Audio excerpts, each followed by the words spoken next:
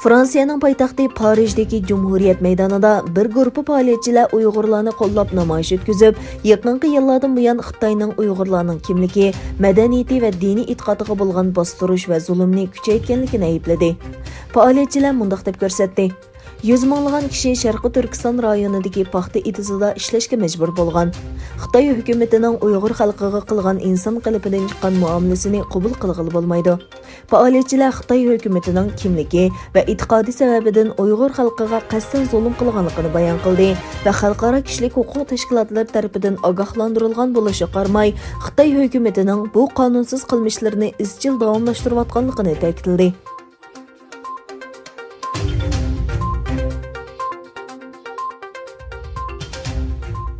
Amerikaning Birleşken Devletler Teşkilatı'da turuşluq vakili Mark Kasayri 12 Mart Birleşken Devletler Teşkilatı Huquq Kengashining yig'inida Xitoyni etnik va diniy asonliq millatlarni xo'rlash, jumladan Sharqiy Turkistondagi Uyg'urlarga qarata insoniyatga qarshi jinoyat va irqiy qirg'inchilik sodir qilish bilan ayblagan. Shuningdek, yana Xitoyning Tibetlarga qattiq cheklama qo'yganligini tanqidlagan. Bu Amerika vakilining tunji qatim Xitoyni Birleşken Devletler Teşkilatı'da Uyg'urlarga irqiy qirg'inchilik qilish bilan ayblashidir. Reuters agentligining xabar qilishicha, Mark Kasayri mundaq degan: "Biz Xitoyning Sharqiy Turkistondagi etnik va diniy asonliq millatlarga qarata ilib borgan insoniyatga qarshi turish jinoyati va irqiy qirg'inchilikni o'z ichiga olgan xo'rlashni, shuningdek Tibetdagi qattiq cheklamalarni ayblaymiz." Yig'inda yana Angliya vakili Julian Bersevitmo Sharqiy Turkistonda yuz berayotgan keng ko'lamlik va sesimliq kishilik huquq tafsirchiliklardan andisha qilayotganligini bildirgan.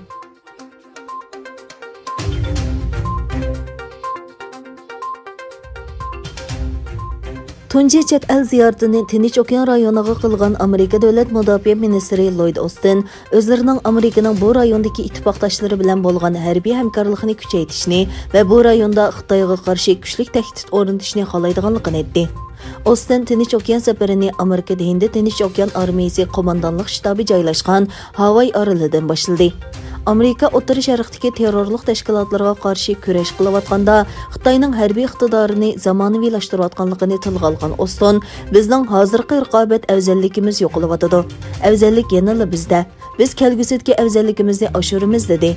Austin o'zining Tokyo, Seul va Yangi Dehlidagi mansabdoshlari bilan ko'rishadiganligini tushuntirib mundaq dedi: "Bizning maqsadimiz Xitoyga yoki Amerikaga jang e'lon qiladigan boshqa kuchlarga qarshi kuchli tahdid o'rnatish iqtidori va mashg'ulot planlarimizning bor yo'qligini jazmlashtirish." U tashqi ishlar ministri Antony Blinkenning Tokyo va Seuldagi yig'inlarda o'ziga hamroh bo'ladiganligini aytdi.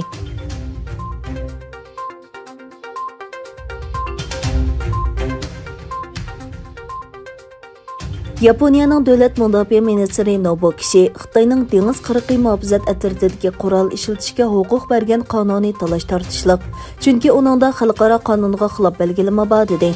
Yaponiyaning davlat mudofaa ministri Nobuo Kishi Xitoy dengiz qirg'i muhofazat atrofining chet el paraxodlariga qarshi qurol ishlatishga huquq bergan qonunidan andisha qiladiganligini bildirdi.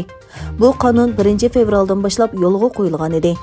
Kanadada turishliq aqlli Ambri tarafidan uyushtirilgan sin yig'iniga qatnashgan kishi talash tortish temasi bo'lgan bu qonunda aniqsiz omillarning borligiga diqqat qildi.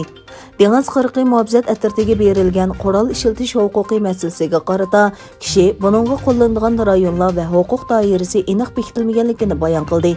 Bu qonunga xalqaro qonunlarga zid belgilamalarni o'z ichiga olganligi uchun talash tortish qo'zg'aganligini tilg'aylab, Xitoyning sharqiy va janubiy dengizdagi jiddiylikni kuchaytirish urinishini qabul qilg'ili bo'lmaydiganligini qayta ta'kidladi. Kishi yana mundaq dedi: Yaponiya o'xshash qimmatga ega Kanada bilan bo'lgan munosabatni yaxshilab, Hind Tinch okeanining erkin va uch holatini saqlab qolishni xohlaydi.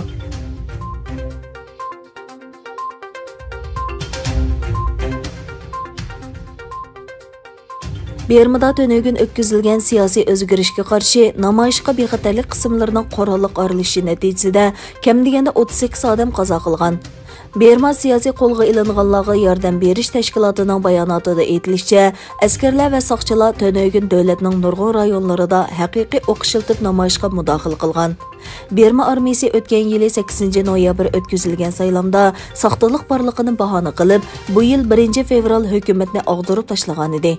Berma xalqi 6 fevral demokratiyaga qaytishini talab qilib namoyish boshladi. Bexatarlik qismlarning qurolliq aralashishi jarayonida hozirgacha 100 dan ortiq namoyishchi hayotidan ayrildi, 1500 dan ortiq kishi qo'lga olindi.